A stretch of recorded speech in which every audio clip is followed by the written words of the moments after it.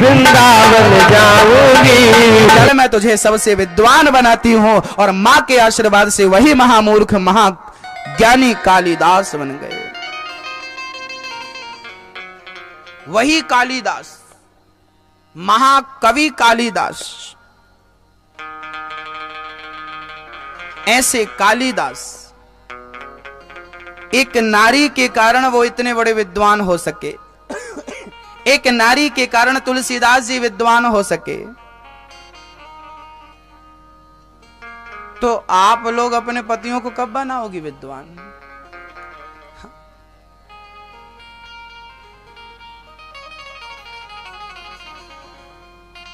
मैया कुछ चमत्कार करो। आत्मदेव जी की पत्नी धुंधली बड़ी विचित्र स्त्री थी। एक दिन आत्मदेव जी बैठे भजन कर रहे। अच्छा, आत्मदेव जी के ना बेटा नहीं था, पुत्र नहीं था। वो बड़े परेशान थे कि बेटा हो जाए, कि बेटा हो जाए, कि बेटा। लेकिन बेटा बेटा बेटा चिंतन था, पर बेटा हुआ नहीं। कहते हैं भाग्य में नहीं होता तो नहीं होता। आत्मदेव जी के बेटा हुआ नहीं। आत्मदेव जी बड़े परेशान रहने लगे थे। थोड़े दिन बाद आत्मदेव जी ने सोचा, राम राम, इस बेटे के चक्कर में मेरा भजन छूट गया। तुरंत बेटे की जो चाह थी ना, निकाल के फेंक दी। क्या होती है? जो चाह होती है ना, वो हमें परेशान करती है। पुत्र की चाह, पत्नी की चाह, सोना चांदी की चाह, घर द्वार की चाह, प्रॉपर्टी की चाह, फलाने की चाह, ये चाह हमें परेशान करती है। इसलिए चाह का जो कांटा चुभ रहा था ना, कांटे को निकाल के फेंक दिया। चाह गई चिंता मिटी, मनवा बेपरवाह, जिसको कछु ना चाहिए सोहे साहंसाह। इस दुनिया का सबसे बड़ा आदमी कौन है? मैया, इस संसार का सबसे बड़ा आदमी, अमीर आदमी कौन है? मैं बता दूं, चाह गई चिंता मिटी। जिसको चाहिए वो गरीब है। मुझे घर चाहिए, मुझे पत्नी चाहिए, मुझे पुत्र चाहिए, मुझे सुख चाहिए, मुझे फलाना चाहिए, मुझे ये चाहिए। जिसको चाहिए वो बहुत दुखी है, और जिसे कुछ नहीं चाहिए वही संसार में सबसे सुखी है, जिसे कुछ भी नहीं चाहिए।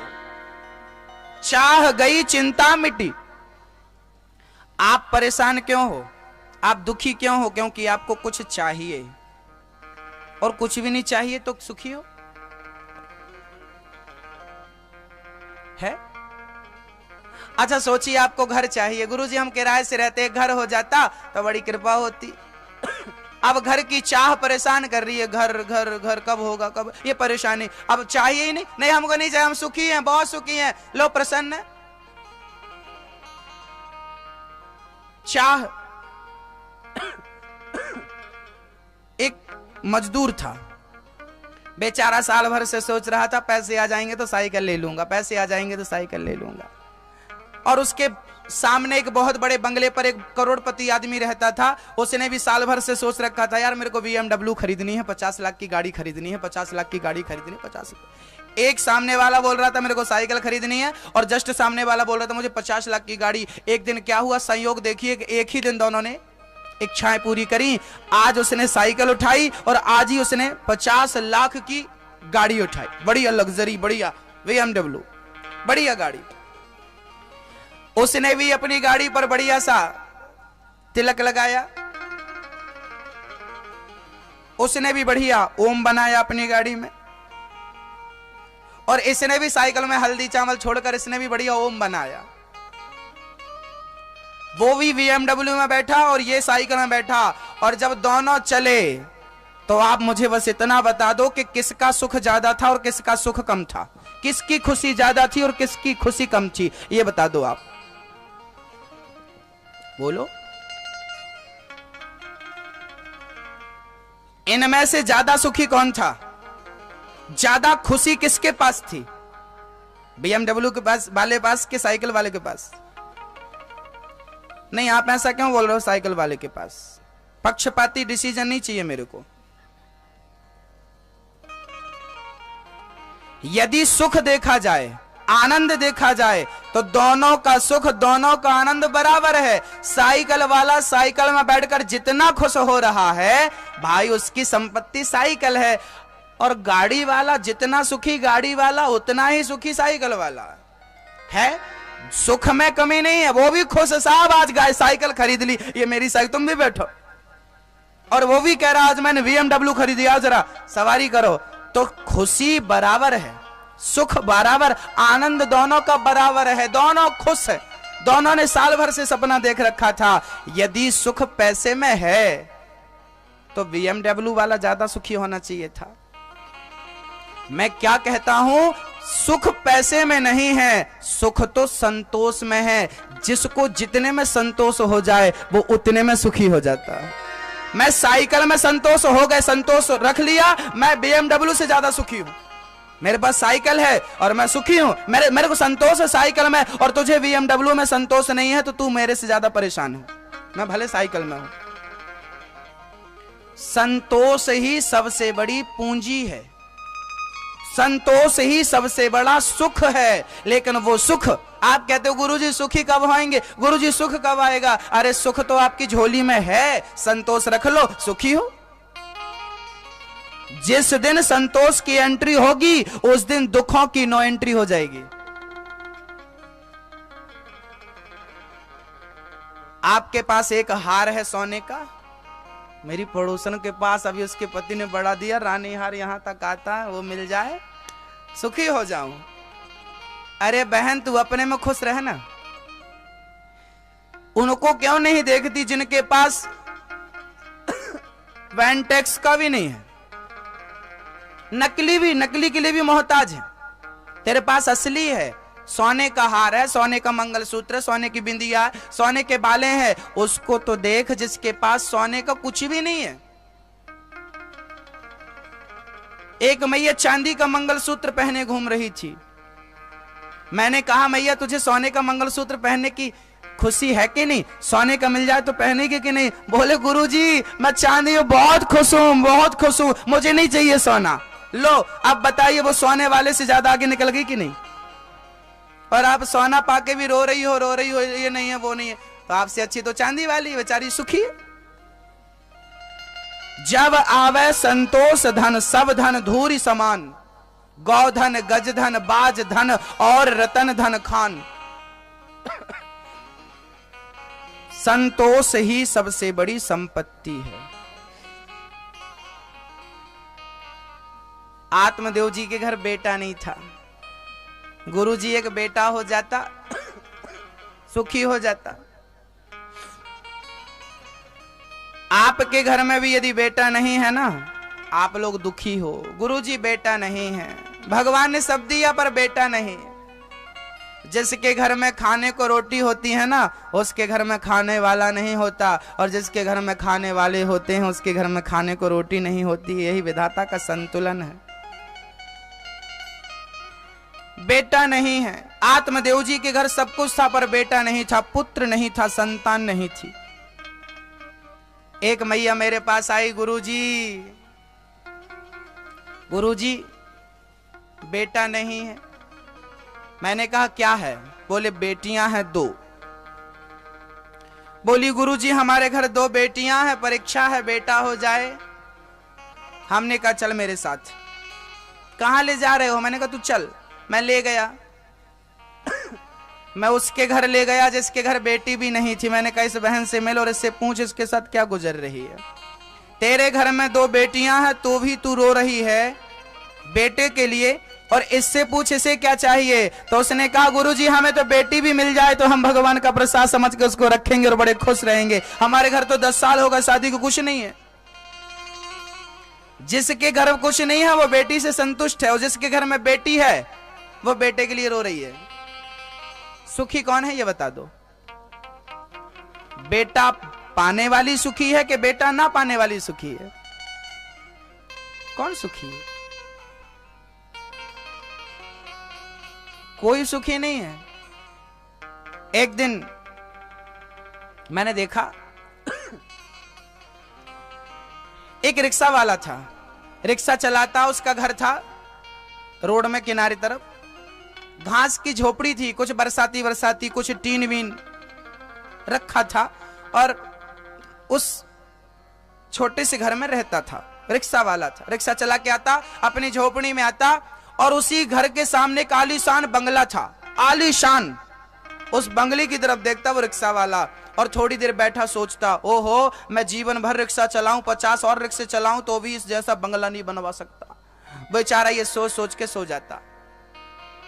और रात के 11-12 बजे जब वो बंगले का मालिक बिजनेसमैन 50 बिजनेस करने के बाद जब टेंशन में घर आता, गोली खाता नींद की, यार नींद नहीं आ रही है, और जब वो रिक्शा वाले की झोपड़ी में देखता तो कहता यार क्या सुकून की नींद सो रहा है, मैं इतने बड़े बंगले में सो नहीं पा रहा, और ये नींद बढ़िया ले रहा उस घास की झोपड़ी में।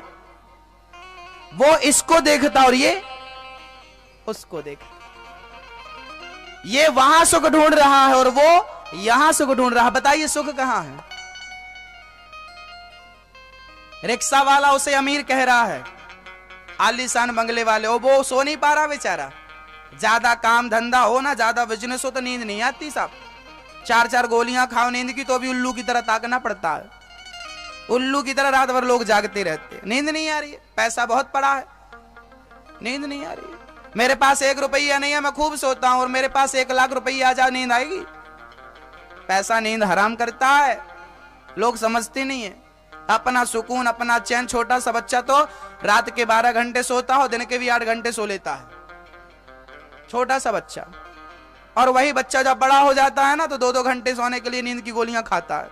मतलब भगवान ने सुखी भेजा ही था आपको संसार में, आपाधापी में पड़ के आप खुद दुखी हो गए हो, भगवान को दोष क्यों लगाते हो? ईश्वर अंश जीव अविनाशी, चेतन अमल सहज सुख राशि। हम सुख के भंडार थे, सुख की राशि थे, दुखी यहां हो गए रास्ते में, मार्ग में। आत्मदेव जी की कोई संतान नहीं थी, वो दुखी थी। बेटा हो जाए, बेटा हो जाए, पुत्र हो जाए, पुत्र हो जाए। आप लोग तो दुखी नहीं हो।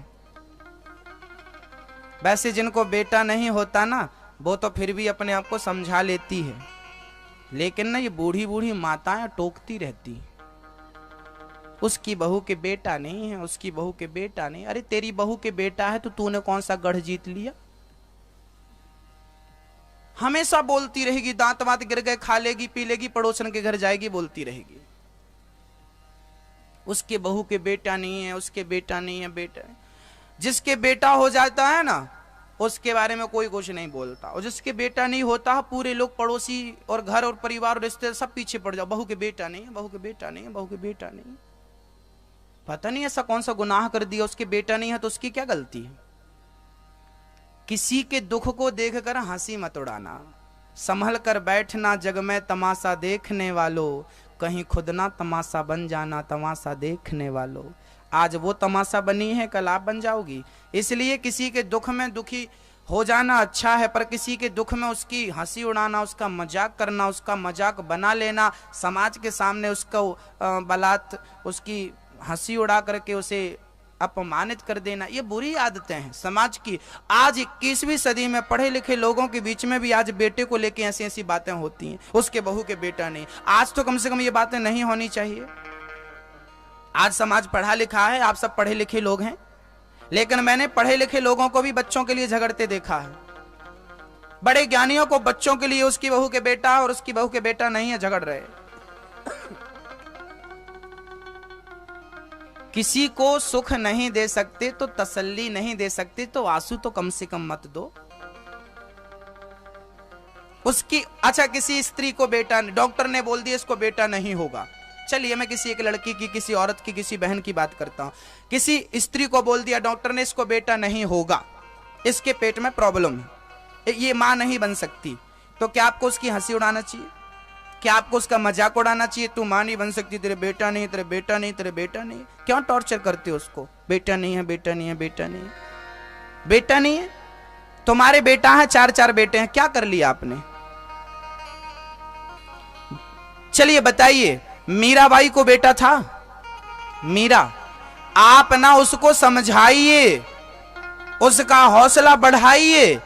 सास को और जेठानी को और ननंद को और भौजाई को उसका हौसला बढ़ाना चाहिए। कि ये मेरा बेटा ही तेरा बेटा है, उसके मनोबल को गिराना नहीं चाहिए। उस लड़की के बेटा नहीं है। अब मैं आपसे पूछता हूं, मीरा जी को कोई बेटा था? मीरा बाई को कोई पुत्र? बेटे के लिए रो लो, नहीं तो लोग क्या कहेंगे, बेटा भी नहीं और रो भी नहीं रही है इसलिए रो लो। साहब हमारे समाज में ना बहुत सारी फॉर्मेलिटियां हैं।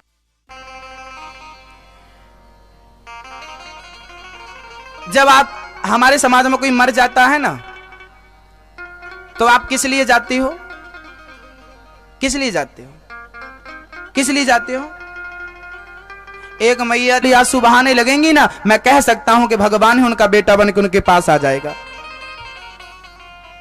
बेटे के लिए मत रोइए, कृष्ण के लिए रोइए, भगवान के लिए रोइए। मीरा को बेटा नहीं था तो क्या मीरा बच्चे के लिए रोती रही? अरे झांसी की रानी क्या बेटा के लिए रोती रही? रोती रही। यहां रोने नहीं आए, यहां ईश्वर ने हमें मनुष्य का चोला दिया है आत्म कल्याण करने के लिए। यहां हम बच्चे पैदा करने नहीं आए। बच्चे पैदा करना तो सुअर भी जानते हैं, लेकिन कृष्ण को प्राप्त करना सुअर नहीं जानते, ये मनुष्य ही जानता है। और मनुष्य बन करके यदि परमात्मा को प्राप्त ना कर सका तो सुअर में और इंसान में क्या अंतर है?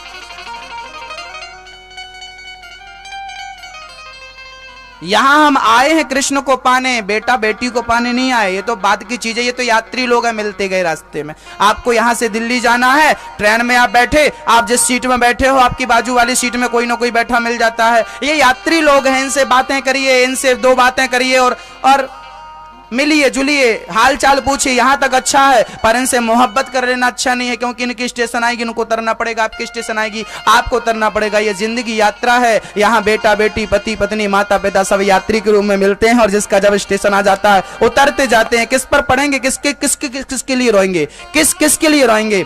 दादाजी का स्टेशन आ गया, दादाजी चले गए। एक उतरता है, एक चढ़ता है। गाड़ी जबलपुर स्टेशन में रुकी, कुछ यात्री उतर गए, कुछ यात्री चढ़ गए। दादाजी का स्टेशन आया, उतर गए। पोताजी का स्टेशन आया, नातीजी चढ़ गए ना। एक बहू के बेटा हो गया, मतलब पोता हो गया, और दादाजी की छुट्टी, एक उतरा एक चढ़ा। ये तो प्रकृति का नियम है, उतरना चढ़ना। इसके लिए मरना, इसके लिए रोना, बेटा और बेटी और दादा और दादी के लिए रोना? अरे नहीं, रोना ही है तो कृष्ण के लिए रो लो, मीरा की तरह रोना ही है। तो देख लीजिए ना माता सबरी को। माता सबरी को कोई पुत्र था? वो भी रोती थी। सबरी रोती थी, क्या कहती थी? आए नहीं राम जी, लगाई कहां देर रे, सबरी ने रखे मीठे मीठे ये बेर रे। सबरी रोती थी, बेटा के लिए नहीं, राम जी बेटा दे दो ना। सबरी कैसे कहती थी? कौआ से। बोल बोल बोल कागा, राम कब आएंगे? आप कहती हो बताओ बेटा कब होगा, बेटा कब होगा, बेटा कब होगा, बेटा कब आएगा, बेटा कब आएगा। पर भगवान का भक्त कहता है बोल बोल बोल कागा, राम कब आएंगे। सबरी की झुपड़िया के, सबरी की झुपड़िया के भाग खुल जाएंगे। सबरी की झुपड़िया के भाग खुल जाएंगे। बोल बोल बोल कागा, राम कब आएंगे। कौआ बोला आएंगे तो क्या करेगी? राम जी आएंगे, हम जंगल को जाएंगे, जंगल में जाके मीठे मीठे बेर लाएंगे, और बेरों का भोग अपने, बेरों का भोग अपने राम को लगाएंगे। बेरों का भोग अपने राम को लगाएंगे बोल बोल बोल कागा, राम कब आएंगे, कब आएंगे राम, आ जाओ राम, तरस रहे नैना। पुकारती है माता शबरी। आत्मदेव जी के बेटा नहीं था, पुत्र नहीं था। एक दिन पड़ोसी आ गया, आत्मदेव जी आपके घर में तुलसी सूख गई, आपके घर में ये गाय माता बछड़ा बछड़ी को जन्म नहीं दे रही। भक्तों, पड़ोसी ने कह दिया कि आपके घर तुलसी इसलिए सूख गई क्योंकि बेटा नहीं है, गैया इसलिए बछड़ा बछड़ी को जन्म नहीं देती क्योंकि बेटा नहीं है। जमाने के लोग बेटे को मुद्दा बना लेते हैं, कारण बना लेते हैं। आत्मदेव जी को पड़ोसी कह रहा है कि तुम्हारे घर बेटा नहीं है इसलिए ऐसा हो रहा है, इसलिए वैसा हो रहा है, इसलिए ऐसा हो रहा है। आत्मदेव जी बेचारे घर से परेशान होकर निकल पड़े जंगल की ओर, माथा पीटने लगे। दिग्जीवितम प्रजाहीनम दिग्ग्रहम च प्रजा बिना। हे विधाता भगवान, मेरे बेटा क्यों नहीं? आत्मदेव जैसा ज्ञानी आज बेटे के लिए विचलित हो गया, पुत्र के लिए विचलित हो गया। एक संत मिल गए उनको रास्ते में। संत जी बोले, ब्राह्मण क्यों रो रहा है? महाराज मेरे बेटा नहीं है इसलिए मैं रो रहा हूं। संत जी बोले, रोता क्यों है? देख, राजा सगर के 60,000 बेटे थे। क्या राजा सगर को 60,000 बेटों से सुख मिला? सुख मिला उन्हें? आप कहते हो बेटा होगा सुखी हो जाऊंगा। राजा सगर को 60,000 बेटे थे, क्या सुख मिला? क्या सुख मिला? नहीं। अरे जिसका बेटा राम था, ऐसे दशरथ जी को बेटे से सुख मिला? दशरथ जी जब मरे ना, पुत्र वियोग में तड़प तड़प के प्राण निकले। जिसका बेटा भगवान राम था, उसका पिता तड़प तड़प के मर रहा है। जिसका बेटा कृष्ण है, उसका पिता जेल की हवा खा रहा है, वसुदेव जी। यदि बेटों से सुख मिल जाता तो ये सुखी हो जाते। मतलब ये कहना चाहते हैं कि बेटों से तो मेरे माँ बाप को, भगवान के माँ बाप को सुख नहीं हुआ। जिसका बेटा भगवान है उसके पिता को सुख नहीं हुआ, तो जिसका बेटा साधारण प्राणी है उस माँ बाप को भला कैसे सुख मिलेगा? कैसे मिलेगा? इसलिए बेटों के लिए रोने से अच्छा है भगवान के लिए रोइए। बेटे को पाने से अच्छा है भगवान को पाइए। जब भगवान मिल जाते हैं ना, तो संसार की कोई चीज असंभव नहीं होती। भक्तों,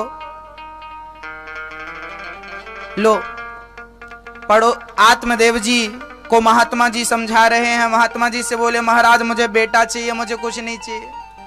संत जी को दया आई, एक फल दे दिया अभिमंत्रित करके, लो ये फल अपनी पत्नी को खिलाना, बेटा होगा। आत्मदेव जी बड़े प्रसन्न होकर घर गए। सुनती हो भाग्यवान, सुनती हो?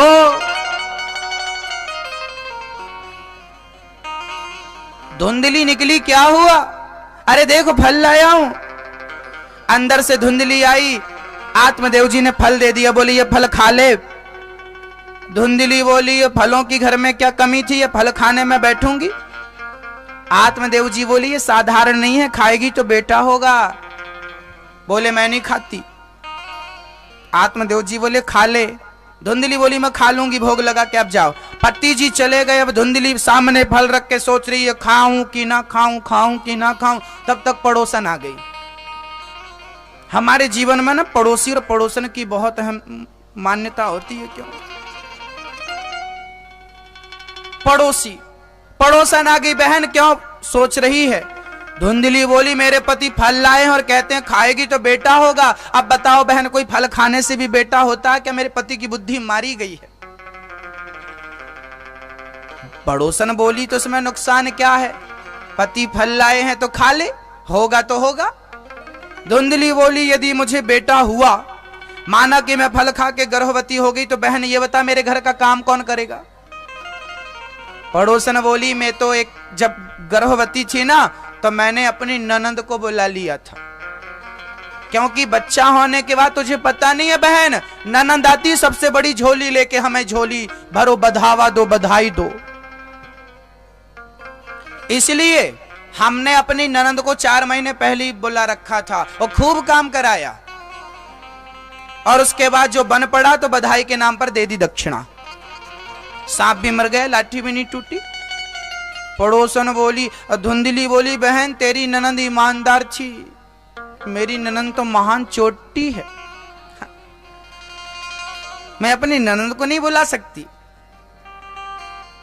और सुन, चल ननंद का मैटर तो हटा, मैं फल खा के माना कि गर्भवती हो गई, डॉक्टर बोलेगा आराम कर, और मैं मानो आराम कर रही होंगी और मेरे घर में आग लग गई तो भागूंगी कैसे, दौड़ कैसे पाऊंगी? गर्भवती नारी को दौड़ना मना होता है। पड़ोसन बोली, शुभ शुभ बोल, क्यों लगेगी तेरे घर में आग? अच्छा ठीक है, आग नहीं लगेगी और मेरे घर में चोर आ गए तो भागूंगी कैसे? ये धुंधली है, सही डिसीजन ले ही नहीं पा रही है।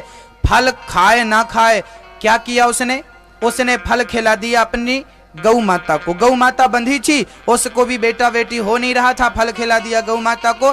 धुंधली की बहन आई, बहन बोली कि मैं गर्भवती हूं, मेरा बेटा तू रख लेना, मेरा बेटा तू रख लेना। धुंधली बोली अच्छी। अब धुंधली ने अपने पेट में कपड़ा बांध के घूमना शुरू कर दिया ताकि लोगों को बता सके कि बाबा जी के फल ने कोई प्रभाव दिखाया है। कुछ दिनों बाद उसकी बहन को बेटा हुआ, बेटा लाकर धुंधली को मिला, धुंधली को दिया, धुंधली ने डिंडोरा पीट दिया, बेटा हुआ, बेटा हुआ, बेटा हुआ। आत्मदेव जी तो बुढ़ापे में नाचने लगे, भगवान लोगों का मुंह बंद हो गया कम से कम। कुछ दिनों के बाद गाय माता ने एक बच्चे को जन्म दिया, बछड़ा नहीं, कान गाय की तरह, शरीर दिव्य, नाम रखा गौकर्ण। धुंधली बोली, मैं खबरदार, मेरे बेटे का नाम मैं रखूंगी, मेरा नाम धुंधली तो मेरे पुत्र का नाम होगा धुंधकारी।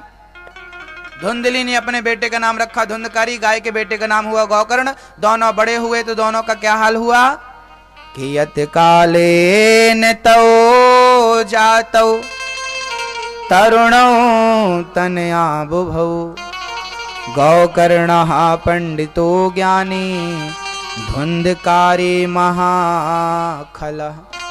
धुंधकारी महादुष्ट बना, धुंधकारी को ना मां ने दुष्ट बना दिया। क्या है, माताओं को चाहिए कि ज्यादा बच्चे से प्यार ना करें।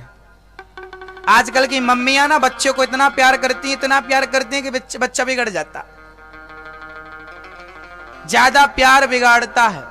पालयेत पंचवर्षाणि, शास्त्र कहते हैं 5 वर्ष तक बच्चे से प्यार करो और 5 वर्ष के बाद बच्चे से थोड़ा शक्ति से पेश आओ, जब तक वो 16 साल का ना हो जाए। 16 और 17 साल का जब बच्चा हो जाए तो उसके कंधे में हाथ रख करके पिता को उसका दोस्त बन जाना चाहिए, माँ को उसका दोस्त बन जाना चाहिए। ये बेटा नहीं होना चाहिए, मेरा दोस्त है। उसकी ऐसी विचारधारा हो कि ये मेरे मम्मी पापा नहीं है, ये मेरे फ्रेंड है, मेरे दोस्त। हमारे शास्त्र समझा, आपने शास्त्रों का बहिष्कार करना शुरू कर दिया, शास्त्रों के पथ पर चलना छोड़ दिया। इसलिए आज समाज, आज देश गर्त में जा रहा है, संस्कारहीन हो रहा है। पहले के लोग संस्कारवान थे क्योंकि पहले के लोग शास्त्रों की मर्यादाओं का पालन करते थे। ज्यादा बच्चों से प्यार करोगे बच्चे बिगड़ जाएंगे। हमारे बूढ़े लोग कह गए हैं, चाहे बेटा कितना भी प्यारा हो उसे सर पे बिठाना ना चाहिए, बेटी कितनी सुंदर हो उसे घर घर घुमाना ना चाहिए। ये बहुत पहले जब आप पैदा भय होंगे ना, तभी आपके बाप दादों ने आपको, तब भी आपने ये बात सुनी होगी, आज भी सुन रहे हैं। तो ये बातें तो सालों हजारों साल पहले से लोग बतला रहे हैं, हमारे बाप दादे, है ना मैया? आप लोग सुनती नहीं हो, है ना? हाँ। चाहे बेटा कितना प्यारा हो, चाहे बेटा कितना प्यारा हो, उसे सर पे बिठाना ना चाहिए। चाहे बेटी कितनी सुंदर हो, उसे घर घर घुमाना ना चाहिए। जिस भजन में राम का नाम ना हो, उस भजन को गाना ना चाहिए।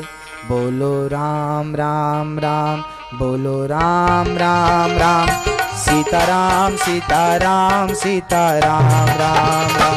बोलो राम राम राम, बोलो राम राम राम, सीताराम सीताराम सीताराम राम राम। बोलो राम राम राम, बोलो राम राम राम, सीताराम सीताराम सीताराम राम राम। बोलो राम राम राम, बोलो राम राम राम, सीताराम सीताराम सीताराम राम राम। जय हो।